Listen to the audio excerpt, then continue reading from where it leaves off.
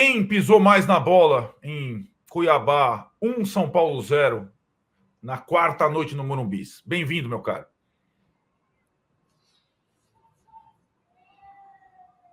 Cadê o som dele? Cadê o som do Wilson? Vem, Wilson, vem com a gente. Boa tarde, Arnaldo. Desculpa. Garotinho. Boa tarde, Renan. Boa tarde, a galera do chat. Cara, ontem eu acho que foi... não é nem pirraça minha, nem perseguição. Eu acho que ontem nosso Zubeldia, ele fez uma coisa boa, meio que poupando os meninos Lucas e Luiz Gustavo. Pelo Lucas vir de 2 lesões musculares, o Luiz tem uma idade mais avançada, por ele estar prevendo vários jogos ainda para frente, mas eu acho que a escolha das peças que ele colocou em campo, dentro desse esquema dele questionável, que tanto eu quanto o Renan, eu não consigo entender muito o esquema, assim, é meio complicado para mim. A gente vê um São Paulo com 2 linhas de 4, mas quando a gente joga nesse esquema, a gente precisa, na minha opinião, na minha visão, de 2 volantes caça-craque, 2 volantes que peguem e joguem. A gente não tem esses 2 volantes para ele se dar o luxo, porque se ele coloca a Luciano e Caleri na frente do meio-campo, a gente não tem cobertura de 1 meia ou de 2 meia, a gente tem cobertura dos volantes, eles ficam completamente sozinhos. A Deus dará no meio-campo. E se essa pressão inicial não for boa, e normalmente não sobrecarrega muito os meninos do meio. E mais o padrão de jogo que ele dá também, ao invés de a gente explorar o lado, ele abre espaço muitas vezes ele movimenta os pontas para dentro para abrir espaços para os alas. Cara, eu sou fã de Igor, Vinícius e Wellington. Eu gosto deles, eu defendo. Mas eles não são jogadores criativos, eles são laterais apoiadores. Então, se você dá a bola no pé do Rato com opção para o Igor, é uma coisa. Se você dá a bola no pé do Igor para que ele crie e ache o Rato, fica diferente. Então, eu acho que ontem o Zubeldia, ele meio que se precipitou na escalação de alguns atletas e optou por algumas peças ali equivocadas de funções diferentes. E quando você tira o jogador de função, você perde a característica dele, né? Então, ele exigindo que o Michel Araújo, que eu gosto muito, acho que foi uma contratação válida, ele vem de trás para frente, ele vem bem. Quando ele tem que se movimentar entre as linhas para receber de costa, você tira ele de contexto, você tira ele das características dele e só dificulta mais a vida dele e a vida de todos os outros, né? Então, acho que ontem foi uma noite infeliz do nosso querido Zuba pela escolha das peças em campo. Salve, Renan. Para você também, o Zuba foi o principal responsável. E só para acrescentar, a gente acabou de ver o gol do Cuiabá. E, cara, você que é volante, foi volante, Renan? O Luiz recebeu a bola no contrapé, tinha tocado no Igor, mas ele tentou dar uma letra, não deu. Ela voltou, ele tentou desarmar de destra, não deu. Ele tentou desarmar de canhota, não deu, e saiu o gol do Cuiabá. 3 lances em que o volante não fez o que o volante precisa fazer, desarmar. Repare aqui, ó, o Arboleda perde na corrida, a bola desvia no Igor, letra, não. Direita, não. Esquerda, não. Caixa.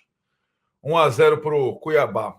Fala, Renan, o Zubeldia também foi o principal responsável. E esse lance particular do Luiz Gustavo no final do jogo? Cadê o áudio do Renan? Cadê o áudio? Traz o Renan para nós. Aí, boa tarde, desculpa, gente. Boa tarde, Ilcinho, Arnaldo, galera que nos acompanha aí. Bom, eu conseguiria apontar um pouquinho de tudo nessa enquete. Eu conseguiria apontar um pouquinho de tudo. Certo. Quando numa mesma noite, Arnaldo, o treinador vai mal, o coletivo vai mal e o individual vai mal, não tem outro resultado a não ser a derrota, que foi o que aconteceu ontem no Morumbi. Eu concordo muito com o Ilcinho na formação do time. Eu estou falando aqui, eu e o Ilcinho estamos falando aqui já faz um tempo já do espaço que tem entre meio de campo e ataque do São Paulo, como ele bem falou, não tem ninguém ali, fica tudo a cargo dos 2 volantes, do Alisson e Galopo ontem, depois a entrada do Luiz Gustavo. Então ali fica um buraco grande. E não é de hoje, contra o Cruzeiro, já não vou ficar repetitivo. Aí vamos falar do Corinthians, vamos falar do Inter, com o São Paulo. O São Paulo ele não se impõe, ele não comanda o jogo contra quase todos os times. E mesmo quando está com um jogador a mais. Todos os jogos do Zubeldia, por 5 jogos, o São Paulo teve jogador expulso do adversário, né? Então, é uma fragilidade grande. Na minha opinião, foi um erro iniciar com o Rato nessa fase que ele está voltando. Eu estava no Morumbi e com 15 minutos de jogo, o Rato estava morto. Ele foi cobrar um escanteio com 10, 15 minutos, ele foi andando cobrar escanteio, como se o São Paulo já estivesse ganhando. Então, essa fase é a fase do quê? O cara ir voltando aos poucos, mas entrando durante o jogo. Naquele momento que você já pega a defesa adversária mais desgastada, na minha opinião. E ele, desde o início, ele tem muito controle de bola, ele vira jogo, ele pifa o Caleri, enfim, ele tem muita qualidade técnica, mas fisicamente é nítido que ele está abaixo. É claro, muito claro que ele está abaixo fisicamente, na resistência, no arranque, na velocidade, enfim. Eu não teria começado ontem com o Rato, né? Agora, especificamente do lance, o Arnaldo, o primeiro erro é do Arboleda. O lance que o São Paulo sofreu o gol. O primeiro erro é do Arboleda. Por quê? Quando eu tinha a obrigação de marcar um jogador que era mais forte do que eu, ou tão forte quanto eu, o Grafite tinha muito essa característica. Apesar de ser grande e forte, tinha boa velocidade, tinha boa mobilidade. O Grafite tinha muito essa característica. E é o caso do Pita. Apesar dele ser forte, ser grande, ele tem boa mobilidade. O que o jogador com essa característica ele quer? Ele quer o apoio, ele quer a base, que é o quê? Que é o zagueiro, para ele se girar em cima do zagueiro. E o que eu fazia? De duas uma, ou eu tentava antecipar esse jogador, se não houvesse a possibilidade, eu deixava ele dominar e dava um metrinho para ele. Porque o jogador com essa característica, sem ter o apoio, sem ter a referência do zagueiro, ele se perde.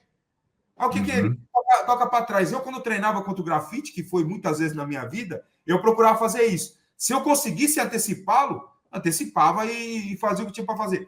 Se não, eu deixava ele dominar, que ele ficava meio perdido, porque ele precisava da referência para se girar. E quando girava, o que foi que aconteceu nesse lance? Então, na minha opinião, o primeiro erro é do Arboleda, certo? O segundo é do Luiz, que, diferente do que todo mundo falou lá no estádio ontem, que a culpa foi do Jandrei, mais uma vez. E nem o Neuer. Começar a nascer filho na irmã dos outros aí, vai ser filho do Jandrei, não é possível. São Paulo é o Jandrei. A bola não era. Ele não tinha condições de defender essa bola. O que acontece? O Luiz, ele estava virado para a linha lateral quando veio o cruzamento. E ele tentou dar, assim, meio que de letra, assim, com a canhota. Eu teria dado de peito de pé para a direção que eu estava virado, para a linha lateral. Acho que era o mais correto ali naquele momento. Não você tentar fazer um desarme, porque eu entendi ali que ele tentou fazer um desarme já armando, já para armar uma jogada. Entendeu? Eu não me lembro agora, se puder até colocar novamente o gol, se tinha alguém ali atrás daquele jogador para iniciar o contra-ataque. Eu não reparei nisso no momento, mas ele, bem posicionado ali. Esse momento, era um jogador do Cuiabá que chegaria.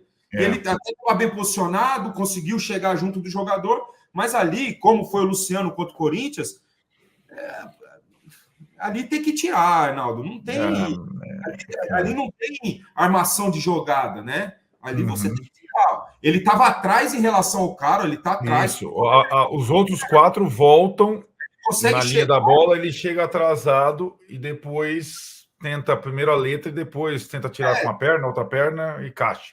Exato, dava para ele dar uma chapada do jeito que veio, dava para dar uma chapada para onde ele está virado, menos o que ele fez. Mas, assim, é um detalhe dentro de uma derrota que já era para ter acontecido no primeiro tempo. Desde o primeiro tempo, o Cuiabá jogou melhor que o São Paulo. E, detalhe, não foi um time que veio ao Morumbi para se defender, não foi aquele, foi uma escapada e vencer, não. Jogou melhor que o São Paulo durante o jogo todo. Teve mais o controle do jogo durante o jogo todo. Não foi em algum momento do jogo, durante o jogo todo. Entendeu? Então, o Zubeldia, para mim, ele tem que... O Zuba, o amigo do Ilcinho, ele tem que imediatamente arrumar uma forma, Ilcinho, de ajeitar o meio de campo do São Paulo, cara. Ele tem que ajeitar o meio de campo do São Paulo. O São Paulo está sem organização na hora de pressionar. Quando você está no estádio, você consegue ver muito bem esses detalhes. Foi para pressionar, quando sai o Caleri para pressionar, não sai um time coordenado, todo mundo pressionando ao mesmo tempo, já cada um marcando o seu, não. E o Cuiabá e vários outros jogos para trás consegue sair da pressão inicial, muito fácil. Muito fácil. Porque é muito vulnerável o meio de campo do São Paulo. Como o Sim falou, tem muito espaço entre o ataque e essa segunda linha.